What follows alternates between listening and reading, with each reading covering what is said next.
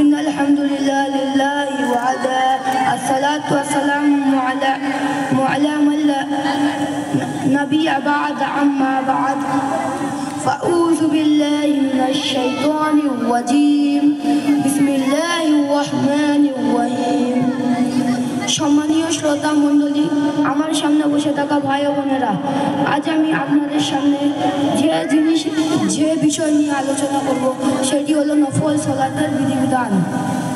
শুধু ইসলামী সমাজ আল্লাহ সুবহানাহু ওয়া তাআলার নৈকট্য লাভের একমাত্র উপায় হলো ইবাদত, যদি তা সঠিকভাবে সম্পন্ন করা যায়। অত্র ইবাদতের মধ্যে শ্রেষ্ঠতম ইবাদত হলো সালাত, চাই সেটা ফরজ সালাত হোক, সুন্নত সালাত হোক অথবা নফল সালাত।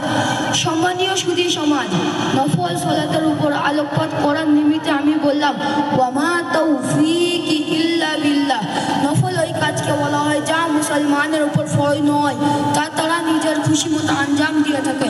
আল্লাহ সুবহানাহু ওয়া তাআলা ইরশাদ করেন, অতঃপর যে ব্যক্তি স্বতঃস্ফূর্তভাবে সৎ কাজ করে তবে তা তার জন্য কল্যাণকর। সূরা বাকারা 184 নম্বর আয়াত। উল্লেখিত আয়াত দ্বারা বুঝতে পারা যায় যে নফল সালাতের মধ্যে প্রত্যেক ওই সালাত যেটা ফরজ নয়, যেমন ফরজ সালাতের আগে পরে যেটা ইস্তাই সুন্নাত, বিতর সালাত, আওয়াবিনের সালাত এবং তাহাজ্জুদের সালাত ইত্যাদি ইত্যাদি। নফল সালাতের ফজিলত, নফল সালাত ফরজ সালাতকে পূর্ণ করে এবং তার ঘাটতিগুলিকে পূরণ করে দেয়।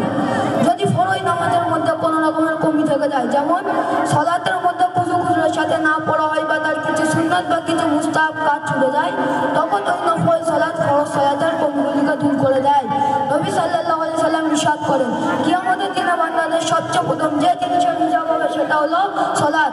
যদি সে সেটাকে সম্পূর্ণ করে তবে তার সেটাকে পূরণ বলে ঘোষণা করা হবে, এবং যদি সে সেটাকে সম্পূর্ণ না করে তখন আল্লাহ তাআলা ফেরেশতাদেরকে আদেশ করবে এবং বলবে, দেখো তো আমার বান্দা কোনো নফল সালাত আদায় করেছে কিনা।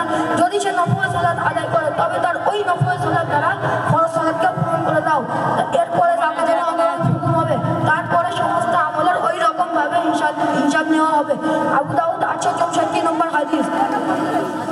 নফল সালাতের মধ্যে সম্মান বাড়ে এবং গুনাহ মাফ করা হয়। নবী সাল্লাল্লাহু আলাইহি সাল্লাম ইরশাদ করেন, হযরত সাহাবা রাদিয়াল্লাহু তাআলা বর্ণনা করে যে তাকে রাসূল সাল্লাল্লাহু আলাইহি সাল্লাম বলে, তুমি বেশি বেশি করে সাজদা করো, কেননা তুমি আল্লাহর সন্তুষ্টির জন্য যে সাজদাটি করছো তার বিনিময়ে তোমার পদ মর্যাদা বাড়ে এবং একটি পাপ মোচন হয়ে যায়। মুসলিম 488 নম্বর হাদিস। এখানে বেশি বেশি ফরজ সাজদা সহ বিভিন্ন সুন্নাত ও নফল সাজদাও ওই আওতায় পড়ে। অধিক নফল ইবাদত করলে নবী সাল্লাল্লাহু আলাইহি সাল্লামের সহিত জান্নাতে যাওয়ার সুযোগ হয়। ইরশাদে নববী হযরত রাবিয়া বিন কাবাল আসলামী বর্ণনা করে যে আমি রাসূল সাল্লাল্লাহু আলাইহি সাল্লামের সাথে রাত যাপন করলাম।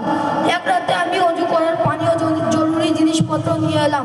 তখন নবী সাল্লাল্লাহু আলাইহি সাল্লাম বলে, তুমি প্রশ্ন করো। আমি বললাম, আমি আপনার নিকটে একটাই আশা, আমি আপনার সাথে জান্নাতে প্রবেশ করতে পারবো কিনা। তখন নবী সাল্লাল্লাহু আলাইহি সাল্লাম বলে, আর কোনো প্রশ্ন? আমি বললাম, শুধু একটাই আমার প্রশ্ন। তখন নবী সাল্লাল্লাহু আলাইহি সাল্লাম বলে, তুমি অধিক সাজদার মাধ্যমে নিজের উপর আমাকে সাহায্য করো। মুসলিম 489 নম্বর হাদিস। উক্ত হাদিসে নবী সাল্লাল্লাহু আলাইহি সাল্লাম নিজের প্রিয় সাহাবীকে বলে, যে সাহাবী নবী সাল্লাল্লাহু আলাইহি সাল্লামের সাথে জান্নাতে থাকার ঘোষণা করেছিল, হে আমার সাহাবী, তুমি বেশি বেশি করে সাজদা করো। সুপ্রিয় সুধী সমাজ, উক্ত হাদিসে প্রমাণিত যে সাল্লামের হতে প্রমাণিত আছে, ও তাহলে আমরা নবী সাল্লাল্লাহু আলাইহি সাল্লামের সাথে জান্নাতে যাওয়ার সুযোগ হবে ইনশাআল্লাহ।